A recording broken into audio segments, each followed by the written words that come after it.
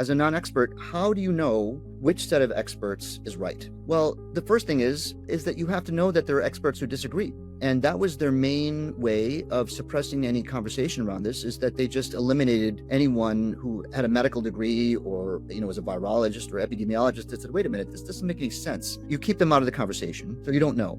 But if you happen to know that there was a counterfactual position, a cogent and coherent one, why would you believe them and not what, say, Anthony Fauci was saying? If you were honest with yourself, you would be like a journalist. You don't know. That's why you're not an expert, right? So how do you make that determination? And I would say that you won't know for sure, but you still have access to something that I would call intuition. And you have to use these other clues. For example, why was only one side pleading for a debate and the other side said, no, we can't have a debate? If you have a debate, then you might get the wrong idea. Well, that doesn't make the ones who didn't want to debate wrong, but you ask yourself the secondary question, which is, if you don't want to be challenged, then how would you ever know you're wrong? How could you know? So you could be wrong and you might be wrong forever. Does that make any difference? I think it does, especially if you're a non-expert who can't understand this. It's like, why would you believe the ones that don't want to have a debate? Notice the tone that was being used by the ones that were pushing the governmental narrative. The tone was, you're not the expert, we're the experts. Like, stop trying to play doctor on social media. You're being an idiot.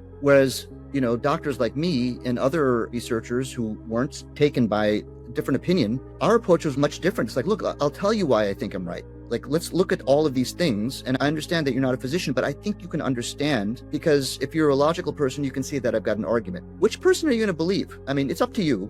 But amazingly, most people just said, I'm just going to go with the governmental narrative. Here's another very important point. And, for the future, when you're faced with this choice about who to believe, the way that the orthodoxy was approaching this was, look at what these anti-vaxxers have to gain. And they would, make up like, well, Kennedy was paid $300,000 by Children's Health Defense, and they're selling all of these supplements and making a ton of money on the side. To me, that's like, of course they're making some money. I get it. But you're talking about the pharmaceutical industry, you know what I'm saying? Hundreds of billions of dollars a year, and they fund regulatory agencies with donations. Let's take that out of the equation. Forget about like who has the most to gain. You should ask yourself, who has the most to lose? That's a more important question. Do you think a doctor who is saying you need to go get the COVID shot had anything to lose whatsoever by doing that? Compared that to a physician who said, wait a minute, I don't think you should get the shot. That person risked their license. What grounds would you believe the person who has nothing to lose versus someone who has everything to lose and is telling you that, look, I want to say what's right? These are the kinds of approaches that one must take.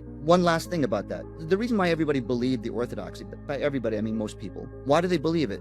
Well, they didn't know the science, and they didn't know about the experts who were dissenting. They believed it because they thought that most people believe it. And that's what it comes down to. Most people believe it. Well, it's very easy to get a majority, a manufactured majority. There's only 1 million doctors in this country. That makes, about 1 in 300 people are a physician. Most physicians don't know anything about epidemiology or vaccinology or, COVID-19. They take their information from the CDC and they just trust the CDC. So my point here is that there's a tiny fraction of people that are determining what the majority thinks. So it doesn't take a whole lot of people to be wrong, is my point. So when you say, well, most people believe this, no, most people trust something. Okay, that doesn't mean that they've actually done the research themselves. They just believe it. What I would like to say in response to that is, rather than looking at a snapshot of how many people on either end believe things, look at the dynamics of the situation. Where are people going? Are there people who believed that the COVID vaccine was not tested properly and we couldn't make any big estimations of its long-term harm? Did they suddenly change their mind and go with the CDC? Almost no one. I don't know of any doctor or physician or scientist that said, oh yeah, I believe they're safe now. It always goes the other way. It's like, oh my God, I thought that they were safe, but then I looked at the studies and there's nothing behind it. It's only moving the other way. So that's another very big clue for a non-scientist or a non-expert to decide which set of experts is correct. So, these are the kinds of topics that I really enjoy talking about, to offer the non-expert or the average person a way to access what I would say is sensibility.